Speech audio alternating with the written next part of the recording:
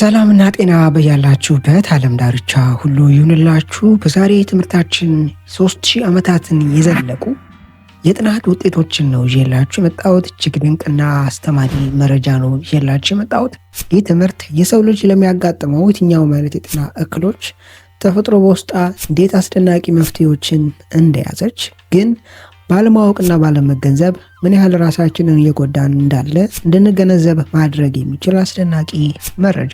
በጥሞና ካዳመጣችሁኝ ለረጅም ዓመታት የሚጠቅማችሁን መረጃዎችና እውቀቶች ታተርፋላችሁ፣ ትገበያላችሁ። ይህ ፕላንት የእጽዋት ወይም በዛሬ ትምህርታችን ላይ የምንመለከተው ሻይ አይነት የሻይነት ባህሪን ከመዝለሉ የተነሳ የሻይነት ባህሪን በከፍተኛ ደረጃ ከማለፉ የተነሳ ወደ 26 የሚጠጉ ሀገራት ይህን ፕላንት ይህን ሻይ ከሻይነት ይልቅ እንደ መድኃኒትነት መዝግበውት ሪከርድ አድርገውት ድራግ ሊስት ውስጥ ያስቀመጡት ያስገቡት የእጽዋት አይነት ነው። ከነዚህ ሀገራት መካከል ጀርመኒ፣ ቤልጅየም እና ኢንግላንድ ተቀዳሚዎቹ ናቸው። ይህ እጽዋት ማን ነው? እንዴት አይነት ጠቀሜታዎችን የሚሰጠን? እንዴት ስንጠቀም? እያንዳንዱን አጠር ባለች ደቂቃ የማቀርብላችሁ ይሆናል። ሳይንስ ላይ መሰረት አድርገን ነገር ግን ሊገባና ቀለል ባለ መንገድ ከታላቅ አክብሮትና ትህትና ጋር ትምህርቱን ላይክ ማድረጋችሁን አትዘንጉ። እንዲህ አይነት መረጃዎችን ወደ እናንተ ይዤ ስመጣ በርካታ ጥናት ውጤቶችን ተመልክቼ ሰዓታቶችን ወስጄ ከጥቅም በዘለለ ምን አይነት ሳይድ ኢፌክት ሊያመጣ ይችላል የሚለውን ተመልክቼና ለእናንተ በሚስማማ መንገድ አዘጋጅቼ ነውና በትህትናና በቅንነት ቪዲዮውን ላይክ ማድረጋችሁን አትዘንጉ። የእናንተ ላይክ የትምህርት ብዙ ሰው ጋር እንዲደርስ የዩቲዩብ አልጎሪዝሙን በመደገፍ ያደርጋል። ቪዲዮውን ለሌሎች ማጋራታችሁንም አትዘንጉ። ለቻናል አዲስ የሆናችሁ ሰዎች ዶክተር ዳኒ ይባላል። ቻናሌን ሰብስክራይብ በማድረግ ከጎን ያለውን የደውል ምልክት አንዴ በመጫን በመለቃቸው ትምህርቶች የራሱንና የቤተሰቡን ጤና ይጠብቁ። ይህ ፕላንት ወይም የሻይ አይነት ካሞሚል ሻይ ነው። በእርግጥ ገበያ ላይ ያሉ የካሞሚል ሻይ አይነቶች ሁሉም ጄኒዊን ናቸው ወይም ደግሞ ሁሉም ኦርጋኒክ ናቸው። ዛሬ ለምጠቅሳቸው ጠቀሜታዎች ይሰጣሉ ማለት አይደለም። አንዳንድ የካሞሚል ሻይ አይነቶች ኦርጋኒክ ሳይሆኑ ካሞሚል የሚል ስምን ብቻ ይዘው ሊሸጡ ይችላሉ። የትኛውን የካሞሚል ሻይ አይነት መጠቀም እንዳለብንና እንዴት ኦርጋኒኩን ተፈጥሯዊ የሆነውን ተፈጥሯዊ ካልሆነው ኦርጋኒክ ካልሆነው እንዴት መለየት እንደምንችልም ቀላል መንገድ የምነግራችሁ ይሆናል። የመጀመሪያው የካሞሚል ቲ አስደናቂ ጠቀሜታ። አንድ ሰው የካሞሚል ሻይን በተጠቀመ በ2 ሰዓታት ውስጥ በደም ውስጥ የሚንቀሳቀሱ የሚዘዋወሩ የአንቲኦክሲዳንት ሞለኪውሎች መጠን እስከ 4 እጥፍ ከፍ ሊል ይችላል። ይህ እጅግ አስደናቂና ለጤናችን በርካታ ጠቀሜታዎችን ሊሰጥ የሚችል ጠቀሜታ ነው። በደማችን ውስጥ በቂና ጤናማ የሆነ የአንቲኦክሲዳንት ሞለኪውሎች መንቀሳቀስ አለ ማለት በሰውነታችን ውስጥ የሚገኙ ሴሎች፣ ፕሮቲኖች፣ ዲኤንኤዎች እና እነዚህ ተመሳሳይ የሆኑ ውቅረቶች ወይም ስትራክቸሮች ለአደጋ የመጋለጥ እድላቸው ኦልሞስት ዜሮ ነው ማለት ነው። አንደኛው ለካንሰርና ተመሳሳይ ጤና እክሎች የመጋለጥ እድልን ወይም እንዲህ አይነት ክስተቶች እንዲከሰቱ ምክንያት ከሚሆኑ ሁኔታዎች መካከል አንዱ ፕሮቲኖችና ዲኤንኤዎች ላይ የሚደርስ ከፍሪ ራዲካል ኤሌክትሮን የጎደላቸው በሰውነታችን ውስጥ የሚመሰረቱ እጅግ ኃይለኛ የሆኑ የእነዚህ ሞለኪውሎች ከላይ ጠቀስኳቸው ፕሮቲንና ዲኤንኤ ላይ ከሚያስከትሉት ጤናማ ካልሆነ ኬሚካላዊ ለውጥ ወይም ሪያክሽን ጋር ተያይዞ ነው። በደማችን ውስጥ በቂ የሆነ የአንቲኦክሲዳንት ሞለኪውሎች መንቀሳቀስ አለ ማለት ሰውነታችን አስቀድሞ ፕሮቲን፣ ዲኤንኤ እና ሴሎች ላይ ሊከሰት የሚችል ከፍሪ ራዲካል ጋር ተያይዞ ሊደርሱ የሚችሉ አደጋዎችን እነዚህን ፍሪ ራዲካሎች አስቀድሞ በማምከን ተራ ወደሆነ የኦክሲጅን ሞለኪውል በመቀየር ጤናማና ከአደጋ የጸዳ ኢንቫይሮንመንቱን ወይም ከባቢን ሰውነታችን ውስጥ የደም ቧንቧዎችና የተለያዩ ሴሎች ውስጥ እንዲህ አይነት ሁኔታን ይፈጥራል ማለት ነው። እንዲህ አይነት ሁኔታዎች ደግሞ ለተለያዩ ካንሰር አይነቶች የመጋለጥ እድላችንን ዝቅ ያደርጋል። በይበልጥ ለአንጀት ካንሰር፣ ለጡት ካንሰር፣ ለሳምባ ካንሰር እና ለፕሮስቴት ካንሰር የመጋለጥ እድላችንን በከፍተኛ በላቀ አቅም ያወርዳሉ፣ ይቀንሳሉ። ተመሳሳይ አይነት ኢፌክትን ጤናማ ለውጥን ከፍሩት ልናገኝ እንችላለን። በይበልጥ ከብሉቤሪ እና ራዝቤሪ ተብለው ከሚጠሩ ከነዚህ ከቤሪ አይነቶች በተመሳሳይ መንገድ እነዚህ እንደተመገብን በ2 ሰዓታት ውስጥ በደማችን ውስጥ የሚንቀሳቀሱ የአንቲኦክሲዳንት ሞለኪውሎች መጠን እስከ 4 እጥፍ ከፍ ሊሉ ይችላሉ።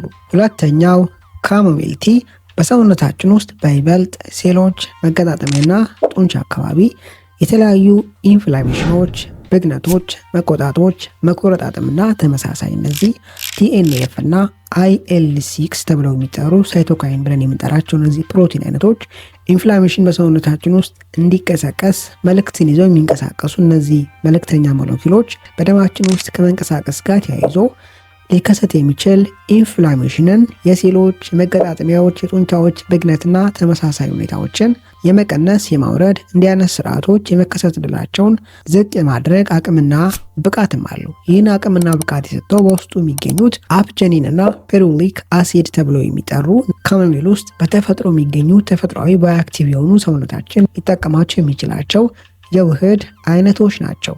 ሶስተኛው የካሞሚል ጠቀሜታ በተለያየ አለርጂኮች ለሚቸገሩ ሰዎች ነው። ይህ አይነት አለርጂክ ከሽታ ሊሆን ይችላል፣ አንዳንድ ምግቦችን ከመመገብ ጋር ተያይዞ ሊከሰት ይችላል። እንዲህ አይነት አለርጂክ የሆኑ ሪያክሽኖችን አለርጂክ የሆኑ በሰውነታችን ለሚከሰቱ የቆዳ ማሳከክ፣ ማስታወክ፣ የቆዳ መቅላትና ተመሳሳይ ሁኔታን ተፈጥሯዊ በሆነ መንገድ መከላከል እንዲህ አይነት ሁኔታዎች የመከሰት ዕድሎችና ድግግሞሾችን የመቀነስ ከፍ ሲልም በዘላቂነት ለእንዲህ አይነት ችግሮች የመጋለጥ ዕድልን የማውረድ አቅም አለው። አምስተኛው የካሞሚል ቲ ጠቀሜታ የካሞሚል ሻይን አዘውትረው የሚጠቀሙ ሰዎች ከጉበት ጋር ተያይዞ ለሚከሰቱ የተለያዩ ጤና እክሎች የመጋለጥ ዕድላቸውን ከ33 እስከ 37% ሊቀንሱ ሊያወርዱ ይችላሉ። ለዚህ ዋነኛው ምክንያት ከላይ እንደጠቀስኩላችሁ አንድ ሰው የካሞሚል ሻይ እንደተጠቀመ በ2 ሰዓታት ውስጥ በውስጡ በደም ውስጥ የሚንቀሳቀሱ የአንቲኦክሲዳንት ሞለኪውሎች መጠን እስከ 4 እጥፍ ከፍ ሊል ይችላል። ይህ ለጉበታችን የሚሰጠው ጠቀሜታ ምንድን ነው? አብዛኛዎቹ ለሰውነታችን አስፈላጊና ኤሴንሻል የሆኑ አያይዘው ግን ፍሪ ራዲካል ሞለኪውሎችን ከላይ ጠቀስኳቸው ኤሌክትሮን የጎደላቸው በሰውነታችን ውስጥ ያሉ ሴሎችን፣ ቲሹዎችን ሊያጠቁ የሚችሉ የእነዚህ ሞለኪውሎች መመስረትን አያይዘው የሚያስከትሉ ኬሚካላዊ ለውጦች ባዮኬሚካል ሪያክሽኖች የሚካሄዱት ጉበታችን ጋር ነው። ይህ ማለት ሰውነታችን እነዚህ የሚመሰረቱ ፍሪ ራዲካሎችን አስቀድሞ ካላመከነ ተራ ወደሆነ ጉዳት ማስከተል ወደማይችሉ ኦክሲጅን ሞለኪውሎች መቀየር ካልቻለ እነዚህ የተመሰረቱ ያሉ ፍሪ ራዲካሎች በቀጥታ ጉበታችን ጋር ያሉ ሴሎች ላይ አደጋዎችን ሊያስከትሉ ይችላሉ። ይህ አይነት አደጋ ጊዜያዊ የሆነ ኢንፍላሜሽን፣ ብግነት ወይም ቋሚ የሆነ የጉበት በሽታን ሊያስከትል ይችላል። ከላይ እንደተመለከትነው አንድ ሰው ካሞሚል ሻይን ሲጠቀም በደም ውስጥ ያለው የአንቲኦክሲዳንት መጠን ከፍ ይላል ብለናል። ሰውነታችን በዋነኝነት ከላይ ጠቀስኳቸውን ለጤና አስጊ የሆኑ ራዲካሎች የሚያመክነው ወደ ተራ ኦክሲጅን የሚቀይረው በአንቲኦክሲዳንት ሞለኪውሎች አማካኝነት ነው። እነዚህ ካሞሚል ሻይን በመጠቀም ማግኘት የምንችላቸው በበርካታ ጥናቶች የተረጋገጡ ጠቀሜታዎች ናቸው። ሁሉም የካሞሚል ሻይ አይነቶች ከላይ ጠቀስኳቸውን ጠቀሜታዎች አይሰጡም። ይህን አይነት ሜዲሲናል ባህሪ ያላቸው ጀርመን ካሞሚል ወይም ኢንግላንድ ካሞሚል ተብሎ የሚጠሩ የካሞሚል ሻይ አይነቶች ናቸው። አንድ የካሞሚል ሻይ ኦርጋኒክ ወይም ጄኒን መሆኑን እንዴት ማወቅ እንችላለን? የካሞሚል ሻይ ኦርጋኒክ ከሆነ አፍልታችሁ ስትቀዱት ወይም የሞቀ ውሃ ላይ የካሞሚል ሻይ ቲባጉን ስትጨምሩ የአፕል አይነት ፍሬ ሽታ ይሸታቸዋል። የአፕል አይነት ፍሬ ሽታ አለው። አንድ የካሞሚል ሻይ ኦርጋኒክ ጄኒን ካልሆነ ግን ወይ ሙሉ በሙሉ ሽታ ያለውም ካልሆነ በተቃራኒው ለአፍንጫ የሚከብድ ጥሩ ያልሆነ ጠረን ይኖረዋል። በእንዲህ አይነት መንገድ ኦርጋኒክ የሆነውን ኦርጋኒክ ካልሆነው መለየት እንችላለን። የካሞሚል ሻይን ጀርመን ካሞሚል ወይም ኢንግላንድ ካሞሚልን የትኛውን ቦታ ያለ ሰው በቀላሉ ሊያገኘው ይችላል። ሱፐርማርኬቶች ላይ ይሸጣሉ። ከላይ እንደጠቀስኩት ግን ኦርጋኒክ መሆኑን አለመሆኑን ማረጋገጥና ከላይ በጠቀስኩት መንገድ ቼክ አድርጎ መጠቀም አስፈላጊ ነው። አንድ ሰው በቀን 1 ሻይ ብርጭቆ የካሞሚል ሻይን በመጠቀም ከላይ ጠቀስኳቸውን ጥቅሞች ለሰውነቱ መስጠት ይችላል። በዛሬ ትምህርታችን ላይ ጠቃሚ ሀሳቦችን፣ ምክሮችን እንዳገኛችሁበት ተስፋ አድርጋለሁ። በቀጣዩ አስተማሪ ቪዲዮ እስከምንገናኝ መልካም ጊዜ ይሁንላችሁ ባይ